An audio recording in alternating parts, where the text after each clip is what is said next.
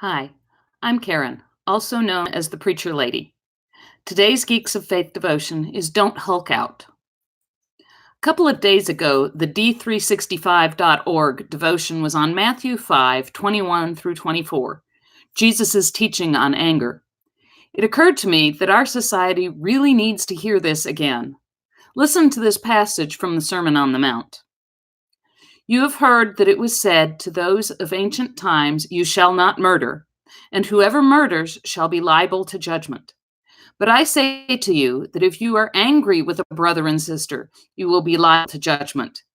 And if you insult a brother or sister, you will be liable to the council. And if you say, "You fool," you will be liable to a hell of fire. So when you are offering your gift at the altar, if you remember your brother or sister has something against you, leave your gift there before the altar and go. First be reconciled to your brother and sister, and then come and offer your gift. It seems like today that if anyone disagrees with a person, they get angry and they call them names and say horrible things about that person. It's even worse online. And that's not who we are called to be. If someone disagrees with you, it's not a reason to get angry or to call them names or say, "You fool." Our opinion is not the only one. Our way is not the only way. In fact, the way we should be seeking is God's way. And Jesus tells us here that God's way is to let go of our anger and to treat people like brothers and sisters and be reconciled to one another. This is hard to do. Whenever I think about anger, I think about the Incredible Hulk. His anger turned him into a monster bent on destruction. In fact, Bruce Banner tried to avoid getting angry at all costs.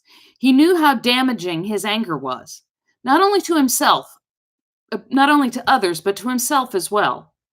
He even tried to get away from people rather than put himself in a position where people could make him angry. Now, I don't think isolating ourselves from those who make us angry is the answer either. The problem isn't that we get angry. We all get angry. It's part of human nature. The problem is when we let our anger cause us to say and do hurtful things. The problem is when we hold on to our anger so hard that it eats us up inside. The political season is upon us. We are all going to see and hear things that make us angry. The trick is not letting our anger come between us. Don't let your anger make you do things that you shouldn't do. If you lose your temper, admit it. Apologize for it. It's okay to be angry when you see something that you think is wrong. There is a thing called righteous anger. What's not okay is to let your anger rule your actions. They say two wrongs don't make a right. When someone does something to you that you think is wrong and you get angry, don't use that as an excuse to do something wrong to yourself. Work towards what you feel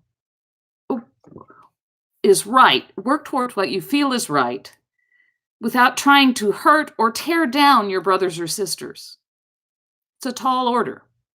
But following God's way will make this world a much better place to live in. If you enjoyed this devotion, you can find us at Geeks of Faith on Facebook, or you can subscribe to this YouTube channel. Have a blessed week.